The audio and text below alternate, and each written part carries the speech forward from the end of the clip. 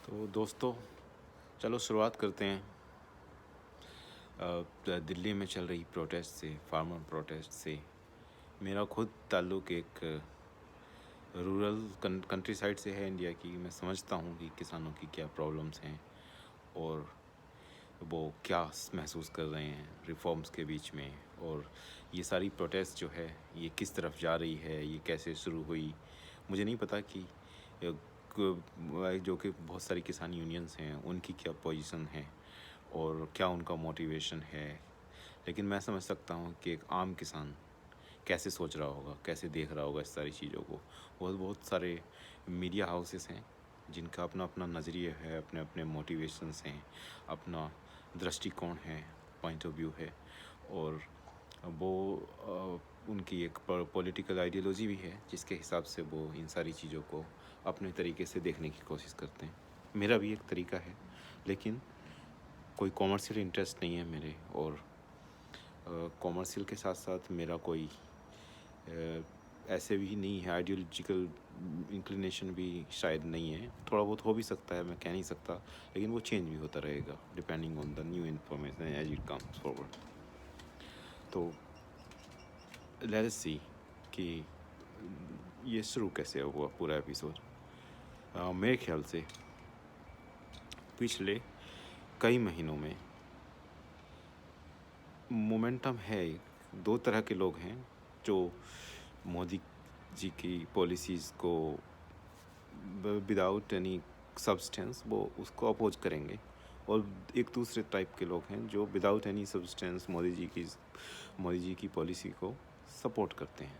उन्हें आजकल भक्त भी कहा जाता है। और एक डिप्रेस्ड लॉट है जो किसी भी तरह से किसी भी राइट विंग पॉलिसीज़ को एक्सेप्ट नहीं करता है। उसमें अपना लेफ़्ट विंग मीडिया भी शामिल है। तो they just try to find an opportunity कि कैसे करके अगर किसी भी तरह से ड्रैग कर सकें मोदी जी को नीचे, तो वो पूरी कोशिश करेंगे, करनी भी चाहिए उन्हें। वो उनकी पॉलिटिक्स है, that's their career and how they have built up. ठीक है, वो बात सही है।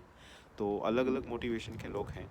तो उनमें जब वो एंटी सीए या एनआरसी वाली जो प्रोटेस्ट दिल्ली में हो रही थी, उससे काफ़ी उम्मीदें थी एटलीस्ट उस ग्रुप को जो मोदी जी की के फेवर में नहीं है, सो कॉल्ड भक्त नहीं है। और उसके साथ साथ वो जब दिल्ली में राइट्स हो गए और बहुत वो चीज़ ज़्यादा आगे नहीं बढ़ सकी, और वो मोर और लेस एक तरह से फेल हो गया पूरा अटेम्प्ट। अब मुझे नहीं लगता कि, मैं नहीं कह रहा कि उसमें जेन्युइन लोग नहीं थे, शायद थे, काफ़ी सारे रहे होंगे, लेकिन उसमें पॉलिटिकल मोटिवेशन नहीं था, ऐसे तो बिल्कुल नहीं था। पॉलिटिकली मोटिवेटेड थे वो लोग, और वो एंटी बीजेपी ज़रूर थे। लेकिन जब वो पूरा फेल हो गया तो बहुत टाइम से कोई अपॉर्चुनिटी ऐसी मिल नहीं रही थी। उसके फेल होने में एक बहुत बड़ी वजह शायद पैंडेमिक की भी रही कि कोरोना एकदम से आ गया, लॉकडाउन हो गए, कुछ हो गए, तो इस चीज़ ने पूरा टेक ओवर कर लिया। तो उसके बाद में हुआ क्या कि कोई अपॉर्चुनिटी ऐसी मिल नहीं रही थी, कुछ नहीं है, लेकिन गवर्नमेंट पर प्रेशर है कि कुछ इकोनॉमी डाउन है, टैक्स कलेक्शन शायद कम है या उतना नहीं है जितना वो चाहते हैं, और इकोनॉमी पर प्रेशर है। जीडीपी -10% उसका फोरकास्ट है। तो उसको इकोनॉमिकल में नई जान डालने के लिए गवर्नमेंट को कुछ तो स्टेप्स लेने पड़ेंगे, and that would be an opportunity कि opposition can take it up. और फिर वो अपने हिसाब से उस चीज़ को एक्सप्लेन करने की कोशिश करेंगे, लोगों को मोबिलाइज़ करने की कोशिश करेंगे। तो ये बहुत नॉर्मल है किसी भी डेमोक्रेटिक सिस्टम में, this is fair, well played game. तो ठीक है, वो पॉलिटिकल पोजीशंस हैं, लेकिन हुआ क्या मेरे ख्याल से मेरे ख्याल से ये हुआ कि मोदी जी ने चूज किया एक सॉफ्ट टारगेट कि फार्मर्स हैं जो उनके प्राइमरीली वोटर्स रहे हैं, और ज़्यादातर जैसे यूपी है या पंजाब है, हरियाणा है और राजस्थान या नॉर्थ में सारे, तकरीबन सारे स्टेट्स, और उन सब में जो फार्मिंग कम्युनिटीज़ हैं they are primarily dominating caste who have large agricultural tracts. और वो मोदी जी के पिछले कुछ सालों में मेरे ख्याल से उनका इंक्लिनेशन जो है उस ग्रुप का वो राइट विंग की तरफ या बीजेपी की पॉलिसीज की तरफ ज़्यादा रहा है। नेशनलिस्ट टाइप का एटीट्यूड उस वहाँ पर इवॉल्व हुआ है। लेकिन ये सारी चीज़ें अपनी जगह हैं, लेकिन जब ये राइट विंग और नेशनलिज्म है तो ये पंजाब में अलग तरह से काम करता है मेरे ख्याल से। वहाँ पर एक टाइम रहा है कि फार्मिंग जो कम्युनिटी है वो रिलीजन से थोड़ा बहुत इंस्पायर्ड रहती है। अगर वो पूरी तरह से, मैं नहीं कह रहा कि वो खालिस्तानी है, ये सब कुछ है, शायद नहीं है, लेकिन उनका जो इंक्लिनेशन है वो एकदम प्रो आरएसएस या बीजेपी नहीं हो सकता है, क्योंकि उसकी वजह है फंडामेंटल डिफरेंसेस हैं। They have their own identity and they are very proud of that identity which is also fair. तो हुआ क्या कि यूपी से, जहाँ पर नेचुरली फार्मर्स की जो नंबर्स है वो बहुत ज़्यादा है पंजाब के कंपेरिजन में, लेकिन जो भी ये प्रोटेस्ट हैं इसमें आप देखेंगे तो पार्टिसिपेशन जो है यूपी से वो उतना नहीं है जितना कि पंजाब से या इवन हरियाणा से फार्मर्स का है।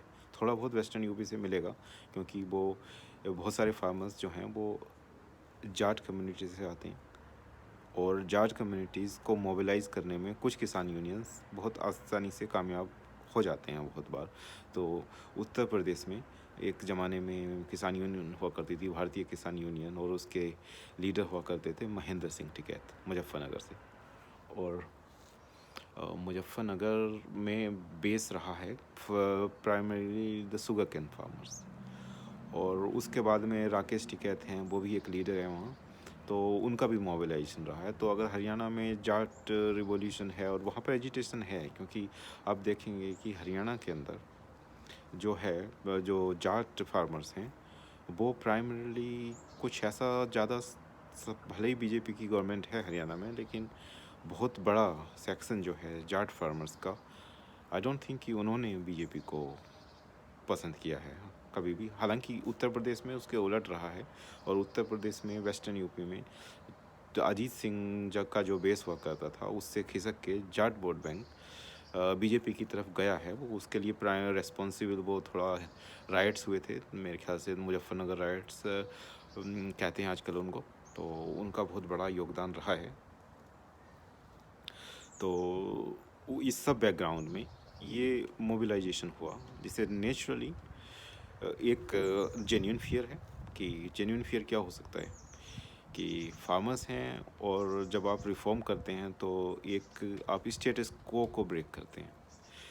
तो जब मोदी जी ने कहा कि कारपोरेट्स को वो उसमें लाना चाहते हैं, big corporates, they can bring some new energy, some new cash flow and ये सब, तो पुराना जो मंडी सिस्टम है वो इससे वो that is going to be the past history and something new would replace that. तो एक तरह इसमें रिफॉर्मिस्ट सोच है, लेकिन किसी भी रिफॉर्म्स के साथ कहीं ना कहीं रिस्क फैक्टर्स जुड़े हुए हैं। जो एक स्टेटस को है वो एक तरह की गारंटी भी है कि फार्मर्स आर प्रीटी श्योर कि जो उनके प्लानिंग्स हैं, जो उनके गोल्स हैं इंडिविजुअल फैमिली लेवल्स पर, उनके फैमिलीज़ में मैरिजेस हैं, कुछ हैं, तो वो सारी चीज़ें डिपेंड करती हैं कि how much they can produce, how much per एकड़ they can produce whatever kind of crop, and how where they have to sell, this is all fixed, they know, and there is no possibility of any kind of unpredictability in that sense.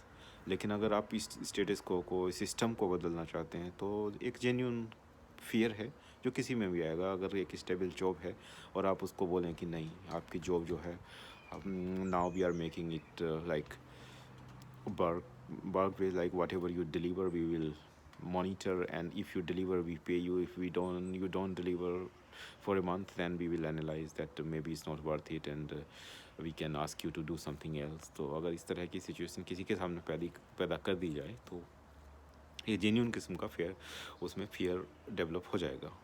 और एक बहुत बड़ी community है farmers की इन सारे states में, तो उनमें जो ये जेन्यून फियर है ये नेचुरल है। लेकिन मेरे ख्याल से मोदी जी ने इसे सॉफ्ट टारगेट चुना, क्योंकि वो गवर्नमेंट एम्प्लॉयज़ को टच नहीं कर सकते थे कि उनको वो, अगर जो बेसिक स्कूल टीचर्स हैं उनको इतने हैवी सैलरी दी जाती हैं, और इनकम इनइक्वलिटी जिस तरह से कंट्री साइड में डेवलप हुई है, उन्होंने उसे एड्रेस करने की कोई कोशिश नहीं की।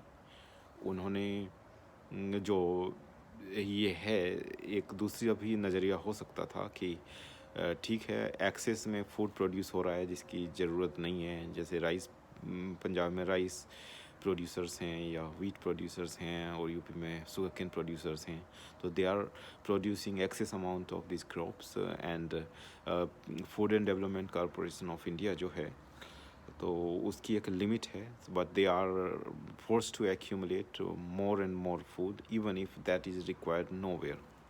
तो ये जो है आपका फूड एक्विजिशन प्रोग्राम, उसमें आप minimal support for the crops आप देते हैं, ठीक है, तो उससे फार्मर्स को इनकम गारंटी जैसा हो जाता है। लेकिन वो एक्सेस में जो जो उन्होंने फूड ख़रीदा है उसका क्या करें, वो एक फंडामेंटल क्वेश्चन है। लेकिन वो उसे एड्रेस ऐसे करना चाहते हैं कि जितना मार्केट डिमांड कर रहा है आप उतना ही फूड प्रोड्यूस करें, अगर मार्केट में डिमांड नहीं है तो आप ना प्रोड्यूस करें। तो इस सारी सिचुएशन में ये बात निकल के आती है कि मोदी जी क्या कर सकते थे। तो मोदी जी पहले तो मेरे ख्याल से इससे बेटर इसे प्लान कर सकते थे, एग्जीक्यूट कर सकते। उन्हें शायद ऑल ऑफ ए सडन ये नहीं करना था। वो एक मेरे ख्याल से मन की बात काफ़ी करते हैं वो, तो मन की बात में 2-4 बार वो इस तरह का हिंट दे सकते थे कि हम ऐसा कुछ करने की सोच रहे हैं, करने जा रहे हैं, तो लोग का जो सरप्राइज़ एलिमेंट है इसमें वो ख़त्म हो जाता है और लोग ज़्यादा इन्फॉर्म्ड होते। और दूसरा जो फ्रस्ट्रेटेड लोट है अपोजिशन का, उसे एक टूल नहीं मिलता, वो शायद वो उससे एक टूल की तरह यूज ना कर पाते। और जो दूसरी बाकी इमोशनल हर्ट हैं लोग, या उन्हें लगता है कि एक राइट विंग का प्रीडोमिनेट का डोमिनेंस है इंडियन पॉलिटी पर, तो वो उसे मेरे ख्याल से किसी हद तक न्यूट्रलाइज कर सकते थे, पर उन्होंने ऐसा कुछ नहीं किया। मोदी जी जैसा करते हैं वैसा करते हैं, तो उनका एक तरीका है काम करने का या डिसीजन लेने का। कई बार वो ऐसा कर चुके हैं, तो उन्होंने इस बार भी ऐसा सोचा कि सारे नंबर्स उनके साथ हैं और कोई ज़्यादा अपोजिशन आएगा नहीं, और वो उसको अपोजिशन को मेरे ख्याल से वीकन करने के लिए इस सिचुएशन को और तरीके से यूज कर सकते हैं। लेकिन बहरहाल अब जो है सिचुएशन वो है कि एक नया टूल है, नई मोटिवेशन है। बहुत सारे अनफॉर्चुनेटली लोग इसमें मारे जा चुके हैं, तो कुछ इसे सेपरेटिस्ट मूवमेंट से लिंक करने की कोशिश कर रहे हैं पूरे एजिटेशन को। कुछ इसे लेफ़्ट विंग बोलेंगे, कुछ अलग तरह से बोलेंगे लोग, लेकिन हकीकत है कि ये शायद इन सब के बीच में कुछ है।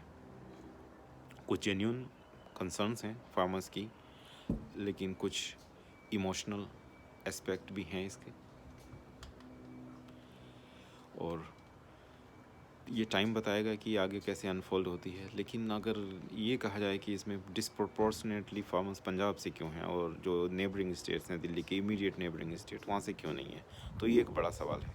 क्योंकि फार्मर्स जो हैं वो यूपी में और राजस्थान में और हरियाणा में भी उतना ही इम्पैक्ट है, उससे ज़्यादा इम्पैक्ट होंगे वो। तो मोटिवेशन पंजाब के फार्मर्स में इतना क्यों है?